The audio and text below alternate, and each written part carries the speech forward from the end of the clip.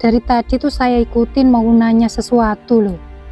Saya mau menanyakan hari weton kelahiran Kamis Pon itu Nggih. untuk perjalanan hidupnya di tahun 2024 ini bagaimana ya kira-kira? Apakah sama dengan tahun kemarin atau berbeda? Nggih. Kamis Pon dalam primbon Jawa menurut perhitungannya memiliki neptu berjumlah 15. Tentu dalam pandangan saya memiliki perjalanan yang berbeda antara tahun kemarin dan tahun 2024 ini yang sedang ditapaki Mbak E. Dari sebuah perilaku sendiri, jikalau Kamis Pon kemarin digambarkan dalam sebuah lakuning angin, membutuhkan sebuah ketulusan-ketulusan dari setiap perilaku maupun perbuatan tanpa adanya sebuah pamrih. Itu artinya membutuhkan sebuah keikhlasan. Nah, setelah itu ditapaki, kemudian untuk menyambut tahun 2024 ini, dalam pengamatan saya akan memiliki sebuah perubahan dari perwatakannya tersebut, yaitu lebih digambarkan dalam sebuah lakuning srengenge. Lakuning srengenge jikalau dimuat pengertiannya ke dalam bahasa Indonesia adalah berjalannya matahari. Lakuning srengenge juga dia lebih identik bersifat mencerahkan, karena sejatinya perilaku orang yang berkelahiran Kamis Pon itu memiliki sebuah kepekaan juga kehalusan rasa, sehingga dalam perilakunya dia kerap sangat berhati-hati sekali di dalam segala perbuatannya. Sifat dari srengenge, matahari juga dapat menghangatkan tubuh, sehingga dapat memberikan pencerahan ataupun ketentraman bagi orang yang ia tuju, yaitu menurut lakon atas pengamatan saya. Nggih ngoten Mbak E.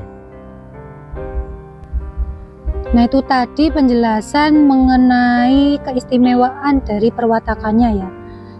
Kemudian untuk dari sisi ujian soal rezeki itu bagaimana? Nggih.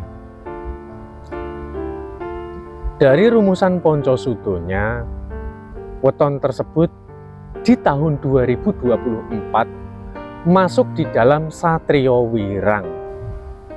Satrio adalah merupakan seorang kesatria. Dasarnya satria ya satria. Tapi dari buah ketulusan maupun perilakunya yang baik justru akan mendapat sesuatu yang mempermalukan dirinya. Jadi seorang kesatria maka tetaplah berbuat baik dan tetaplah berbuat yang semestinya di hadapan Tuhan Sang Semesta. Sehingga seorang satrio wirang, bagaimana caranya supaya dapat menjadi satrio sejati. Nah, ini menyangkut dengan perihal hinaris atas rezekinya Mbak E. Mudah dan sulitnya atas rezekinya itu sing jenengan pertanyakan tadi nggih. Nggih. Kalau dalam pandangan saya itu bergantung dari apakah dia lulus di dalam sebuah ujiannya. Sejatinya dia seorang kesatria tapi justru mendapat malu dari seluruh perbuatan budi baiknya, namun justru tidak terlihat oleh orang-orang yang ada di sekelilingnya, sehingga banyak yang mencemooh, banyak yang meremehkan, bahkan banyak yang mengolok-olok dirinya. Jikalau dia memandang siapa yang menyakiti, maka dia tidak dapat ikhlas. Pengaruhnya di dalam sebuah rezeki adalah rezeki itu kan kepercayaan dari Tuhan toh Mbak E. Jadi bagaimana caranya kita membuat Tuhan yang menciptakan semesta ini percaya terhadap diri kita. Nah, semua manusia itu berlomba-lomba untuk hal tersebut. Jikalau ia menyadari atas perjalanan hidupnya, maka dari sisi ekonomi akan dipermudahkan oleh Tuhan Sang Semesta itu sendiri. Karena sebuah hidup itu adalah menjalani ujian. Jadi, jikalau disakiti, diremehkan, jangan pandang siapa yang sudah menyakitimu, tapi pandanglah bahwa Tuhan sendiri berada di dalam seluruh elemen, termasuk dari seluruh kejadian. Tuhan turut serta-merta di dalamnya. Dan dari seluruh ujian itu sudah direncanakan oleh Tuhan Sang Semesta. Nah, intinya ya kita harus mencintai, harus legowo dari apapun yang kita terima yang sudah digariskan oleh Tuhan Sang Semesta. Maka akan membawa ya ke dalam sebuah kelancaran atas rezeki itu sendiri, Mbak E. Berarti untuk solusinya masih sama dengan yang tahun kemarin atau tidak ya? Untuk solusi hidup sebetulnya itu sama aja. Manusia hanya membutuhkan sebuah nilai baik di hadapan Tuhan Sang Semesta. Bagaimana caranya seluruh individu itu membuat Gusti Allah Tuhan yang Maha Tunggal itu percaya. Jadi ya kalau dari sisi solusi hidup, saya rasa ya keikhlasan itu sendiri. Tiap weton pun sama membutuhkan adanya sebuah keikhlasan. Manusia dalam menjalani sebuah kehidupan tanpa adanya sebuah keikhlasan, tanpa dapat mencintai atas segala sesuatu yang sudah dikodratkan, berarti individu itu masih belum lulus terhadap ujian itu. Ya kalau belum lulus satu buah ibarat sekolah, masa mau dinaikkan sekolah atau Mbak? Iya toh?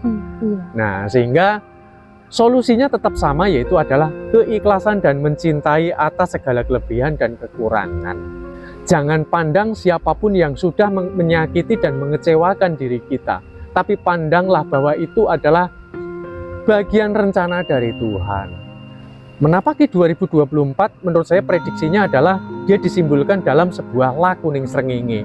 Jadi dia harus tampil cerah ya, dapat menghangatkan.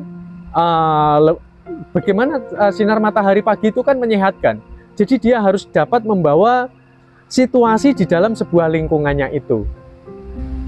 Jadi dia dapat menjadi pencerah bagi orang lain. Nggih ngoten niku. Nah, ini mau diapa-apakan hanya sebatas ilmu titen. Jikalau dari apa yang sudah saya paparkan mungkin tidak pas, tidak tepat, saya mohon maaf yang sebesar-besarnya.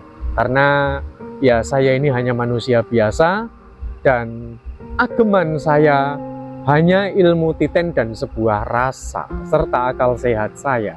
Atas panduan hal tersebut, ya selebihnya saya serahkan terhadap Tuhan, benar dan salahnya, ngoten Mbak E. Jadi saya mohon maaf yang sebesar-besarnya. Saya yang berterima kasih karena Mas Pipit sudah mau memberikan waktu luangnya untuk menjelaskan tentang kelahiran weton hari Kamis ini. Untuk perilakunya baik dan rezeki pun tentu akan baik, itu bergantung dari sebuah perilaku bagi yang menjalani sendiri. Apakah dia dapat mengambil hikmah atas satu kelebihan maupun kekurangan, serta dari segala suratan termasuk orang yang mengecewakannya, menyakitinya, apakah dia dapat mengambil hikmah atas itu semua dengan memandang Tuhan Sang Semesta atau tidak. Nah itu bergantung dari hal tersebut, nonton.